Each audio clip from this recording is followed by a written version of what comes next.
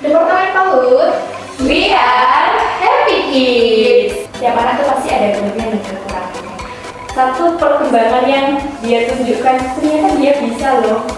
Mungkin masih banyak nggak sih Kak yang belum memahami apa sih sebenarnya tuh asistensi mengajar, dan mungkin bedanya dengan magang tuh apa?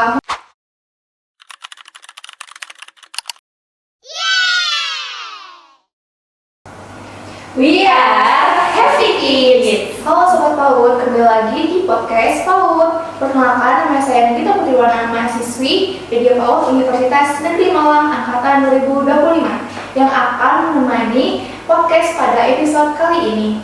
Pada kesempatan kali ini, kita akan membahas topik yang sangat relevan khususnya bagi mahasiswi PAUD pada semester 4 dan 5, yaitu pengalaman asistensi mengajar. Nah, melalui kegiatan ini, mahasiswa tidak hanya belajar secara teori, tetapi juga mendapatkan pengalaman langsung di lapangan. Hari ini kita ditemani oleh narasumber hebat kita yang sedang menjalani program asistensi mengajar. Mari kita sambut Kak Legal Aulia. Halo. Halo Kak Legal. Halo, salam kenal. Halo juga Kak. Sebelumnya, bagaimana kabarnya hari ini? Mungkin pasti lagi sibuk-sibuknya asistensi mengajar ya Kak ya? Alhamdulillah, kabarnya hari ini baik. Ini baru aja pulang dari kegiatan AM juga nih teman-teman. Disempatkan mampir ke sini. Terima kasih ya sudah diundang dan bisa berbagi dengan teman-teman PAUD melalui media sosial. Baik Kak, makasih Kak sudah hadir. Boleh dong Kak, sebelum kita masuk ke dalam podcast yang lebih intens lagi, boleh nggak sih perkenalan diri dulu Kak? Sobat PAUD mungkin banyak yang belum kenal sama Kak Legal Aulia nih. Terus boleh nggak sih Kak cerita singkat terkait tentang kegiatan asistensi mengajar Kakak saat ini? Oke, halo teman-teman semuanya, kenalin nama aku Legal Aulia Fatihana Dosya. Teman-teman bisa panggil aku Legal. Aku dari angkatan 23 yang saat ini sedang menempuh semester 6, yaitu sedang melaksanakan asistensi mengajar atau biasa disebut dengan AM. Mungkin masih banyak nggak sih Kak yang belum memahami apa sih sebenarnya tuh asistensi mengajar, dan mungkin bedanya dengan magang itu apa? Mungkin banyak yang berpikir bahwa asistensi mengajar dengan magang itu 11-12, tapi pasti ada nggak sih Kak bedanya? Boleh nggak sih Kak kasih tahu? Pasti boleh dong. Nah, dari sepengetahuan aku nih ya teman-teman, asistensi mengajar itu adalah salah satu program dari MBKM yang dimana di UM sendiri itu dinaungi oleh RT3. Jadi asistensi mengajar itu memberikan kesempatan kepada kita mahasiswa untuk terjun langsung ke lapangan belajar secara langsung dan berkolaborasi dengan guru, dengan siswa yang ada di sekolah. Bagaimana kita itu menjadi fasilitator, guru, ataupun menjadi pendamping guru maupun dari anak-anak. Bisa di sekolah formal, bisa di non formal maupun di informal, seperti itu. Seperti itu Kak. Iya. Jadi sebenarnya itu apa sih Kak yang latar belakangi Kak Legal sendiri itu memilih asistensi mengajar? Padahal kan bisa aja Kak Legal itu memilih magang kan? Oh iya, untuk dari diri aku sendiri karena memang lebih tertarik di di dunia pendidikan, karena kan asistensi mengajar itu memang di lingkungan pendidikan ya, meskipun ada di formal maupun non formal. Oh iya, tadi ada pertanyaan tentang magang juga ya. Oh iya, tadi belum sempat menjelaskan terkait tentang magang. Magang itu kita belajar seperti di industri, jadi bukan di pendidikan tapi di industri. Misalnya di PAUD sendiri itu sepengetahuan saya ya, itu berkolaborasi dengan Ibzania. Kan di situ juga ada bagaimana kita mengelola wisata ataupun industri untuk anak-anak. Gitu. Ada profesi dan lain-lain. Kemudian ada di Dufan, di Demarasi. Di sana juga untuk anak-anak ada edukasinya terkait durian seperti itu. Jadi lebih ke manajemen bagaimana kita bisa mengelola industri anak-anak seperti itu. Ada juga magang di gym anak gitu, bisa juga ya. Gitu. Jadi kurang lebih bedanya adalah kalau asistensi mengajar itu lebih ke pendidikan, sedangkan magang itu lebih ke industri atau pariwisata. Selanjutnya, selama asistensi mengajar nih, kegiatan yang biasanya Kak Lega lakuin itu apa sih? Apakah langsung mengajar atau masih mendampingi gurunya? Sebenarnya di pelaksanaannya asistensi mengajar itu tergantung dengan bagaimana guru PAUD dan sekolah itu berkolaborasi dengan mahasiswa AM-nya. Kebetulan di AM yang saya jalani itu ada kita sebagai pendamping itu hanya di 1 minggu pertama. Jadi kita observasi dulu sebagai guru pendamping bagaimana rutinitas anak-anak di pagi hari, apa saja yang dilakukan, apakah ada intra atau apakah ada ekstra dan lain-lain. Kemudian di minggu kedua kami sudah diberikan waktu pembelajaran, belajar untuk membuka dan mengisi kelas menggunakan RPP sekolah. Jadi belajar untuk percaya diri, untuk mengajar anak-anak bagaimana mengelola kelas, bagaimana menyesuaikan dengan karakteristik anak-anak seperti itu. Di minggu lalu dan minggu ini kita juga sudah membuat RPP untuk praktek mengajar. Jadi selama 2 minggu ini sudah dengan RPP kita masing-masing belajar mengajar seperti itu. Oh, berarti di awal tuh mendampingi guru, kemudian nanti memakai RPP sekolah, kemudian mengembangkan RPP sendiri. Iya, jadi bertahap. Kita mengamati dulu, setelah itu kita belajar menggunakan RPP sekolah, kemudian menggunakan RPP sendiri. Berarti banyak banget gak sih Kak hal baru yang ketemu di lapangan tersebut. Nah, boleh gak sih Kak ceritain salah satu pengalaman yang paling berkesan Kak Lega sendiri, mungkin bisa saja pengalaman haru, deg-degan, atau lucu pada saat asistensi mengajar? Karena ekspektasinya itu ketika asistensi mengajar itu takut banget ya, karena tidak semua lingkungan itu bisa menerima kita dengan baik. Jadi ketika masuk itu sudah berpikiran negatif dulu, takut banget mau AM gimana nantinya, takut gak bisa, takut gimana. Ternyata ketika AM itu rasanya seneng, disayang dan kenyang. Jadi iya, jadi seneng karena karakteristik anak itu beda-beda banget. Kebetulan di sekolah itu ada 200 anak, sekitar 200 anak. Jadi ada 12 kelas TKA dan TKB.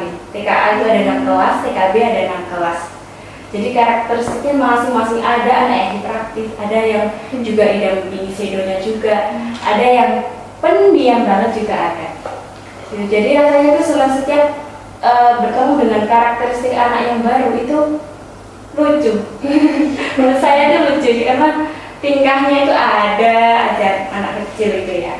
Gitu. Jadinya ketika anak-anak pulang pun kita masih bermain ketika anak-anak itu belum dijemput nunggu mamanya gitu. Jadi kita mainan sama anak-anak masih yang di playground gitu, sambil cerita kita rumahnya mana, di mana. Jadi bahkan kita juga kenal dengan wali muridnya karena sering mendampingi ketika nunggu dijemput gitu.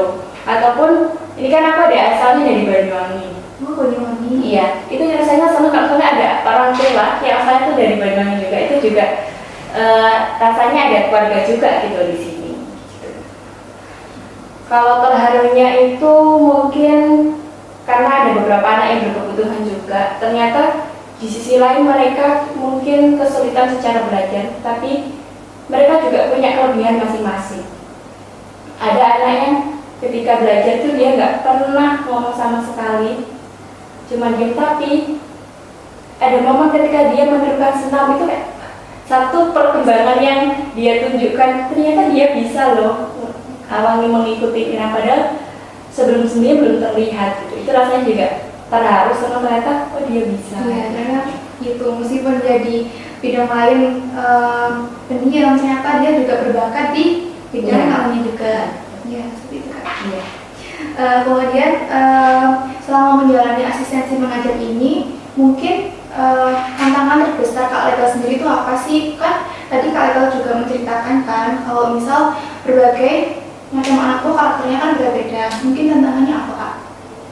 Kalau tantangannya pasti penyelesaiannya beda-beda ya setiap anak, karena gaya belajar anak itu juga beda. Satu kelas pun pasti tidak semuanya itu sama kan. pasti ada yang beda banget, ada yang mungkin lebih lambat dari teman-temannya, ada yang mungkin lebih cepat. Jadi ada yang perlu pendampingan secara lebih ketika mengerjakan, ada yang ketika dia belajar dia sudah belajar sendiri ataupun bisa memberikan contoh kepada teman-temannya.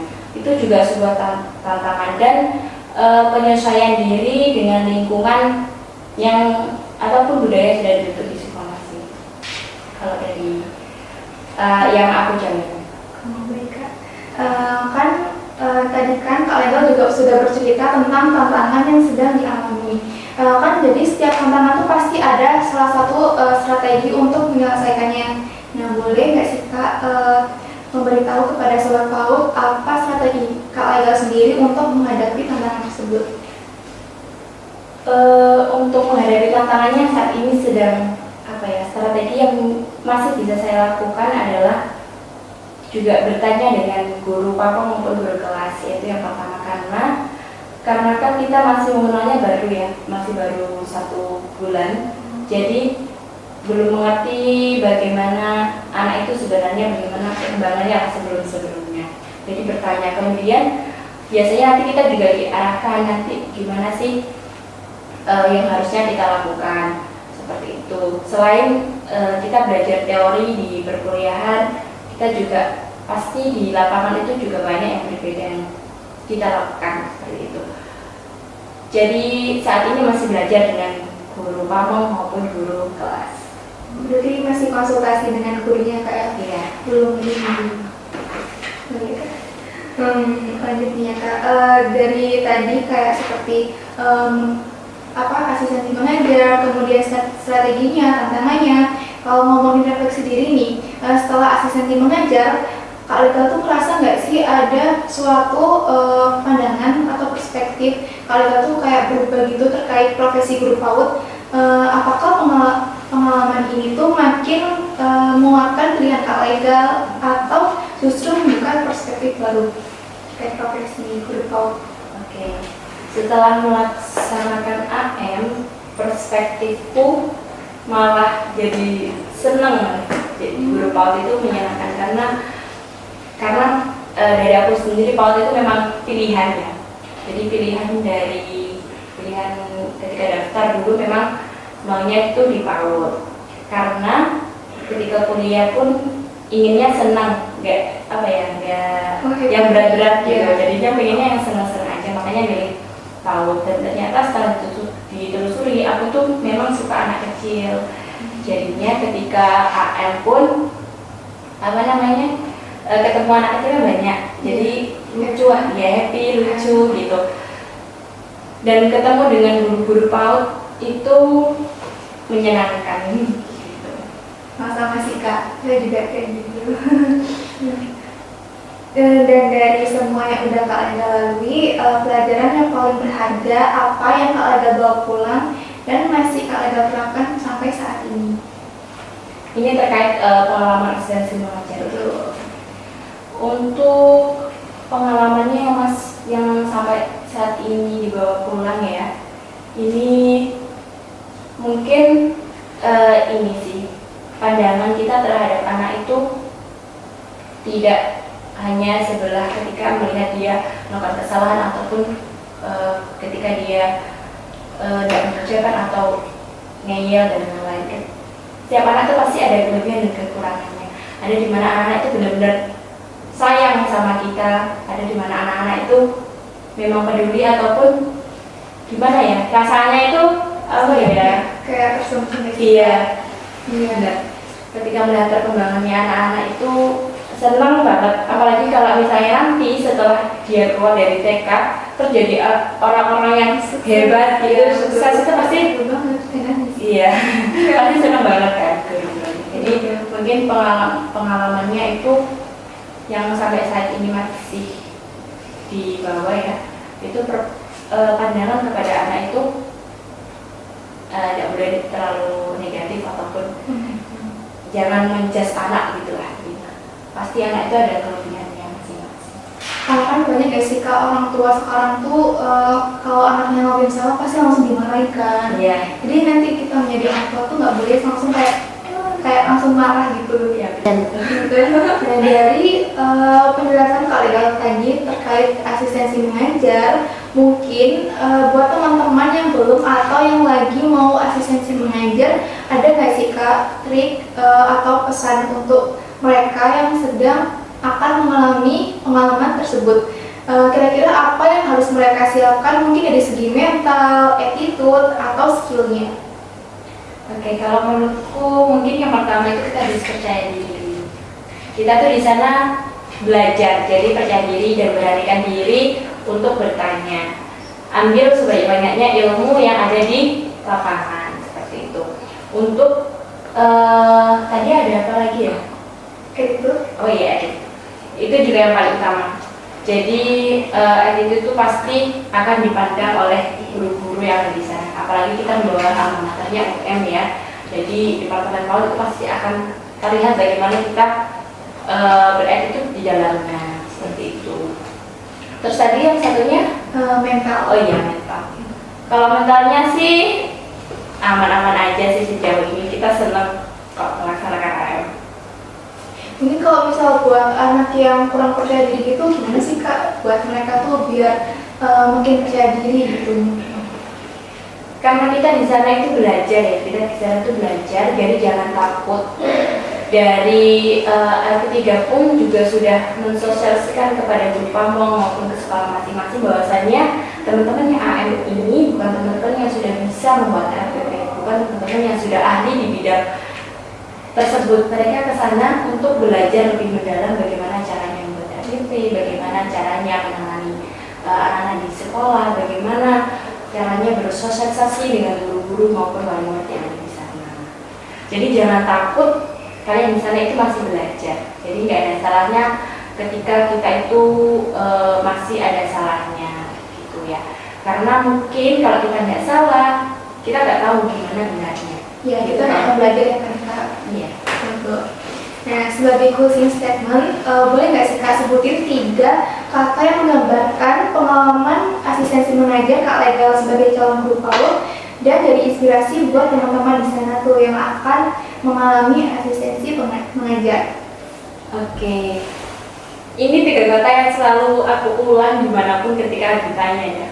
Yang pertama itu pasti senang. Aku senang banget AM karena ketemu banyak karakteristik anak, bertemu dengan apalagi teman-teman satu AM ku tuh benar-benar klop ya, jadi senang. Lalu kita disayang, guru-gurunya baik-baik sekali, kita di sana seperti anaknya sendiri. Jadi ketika rapat pun kita diajak, ketika ada kegiatan kita juga diajak untuk, bahkan kemarin ketika halal bihalal kita juga diajak untuk ambil sana ke rumahnya gitu. Jadi kita merasa disayang oleh guru-guru yang ada di sana. Yang ketiga, kita juga kenyang. Selain kenyang ilmu pastinya, kita juga kenyang pengalaman, kita juga kenyang dengan makanan. Di sana itu ketika ada kegiatan pasti apa ya, selalu dikasih. Apalagi sekarang ada MBG ya. Jadi itu salah satu penyemangat kita untuk berangkat AM ya. Karena kita di sana juga dapat mungkin ke anak-anak, karena di sana juga ada anak-anak yang memang tidak diperbolehkan oleh orang tuanya untuk makan MBG. Jadi bisa sharing buat kita yang pakai. Jadi jangan takut teman-teman, karena pasti senang, disayang dan kenyang ya. Pasti kan kalau drop tuh pasti ini ya kayak keibuan banget. Iya betul banget, betul. Apalagi di sana bapaknya satu, masih ada bapaknya. Di rumah sana ada bapaknya satu. Iya. Berarti ada cowoknya kayak cowoknya. Baik seperti itu Kak. Oke Sobat PAUD, kita nggak kerasa ya ternyata kita udah sampai di penghujung podcast kali ini. Nah dari obrolan kita bersama Kak Legal, kita jadi tahu bahwa asistensi mengajar itu bukan sekedar membantu guru, tapi juga belajar melatih kesabaran, kreativitas, dan memahami bagaimana dunia anak usia dini. Nah, pengalaman ini juga membuka perspektif baru bagi kita semua bahwa guru PAUD itu ternyata nggak semudah itu kan Kak. Kemudian guru PAUD itu juga mempunyai banyak tantangan. Nah, seperti itu. Nah, terima kasih ya Kak Legal Aulia sudah berbagi cerita dan pengalamannya yang sangat berharga pada podcast kali ini. Semoga perjalanan Kak Legal ke depannya sebagai calon pendidik PAUD semakin lancar dan penuh inspirasi. Amin. Dan buat Sobat PAUD, terima kasih telah menonton podcast episode kali ini. Jangan lupa untuk like, comment, share, and subscribe, dan follow Instagram kita untuk episode selanjutnya. Sebelum penutupan podcast, kita akan jargon dulu gak sih Kak? Oke, boleh deh. Udah lama nih gak jargon ya. Iya kan Kak? Departemen PAUD, we are happy kids. Sampai jumpa di episode selanjutnya.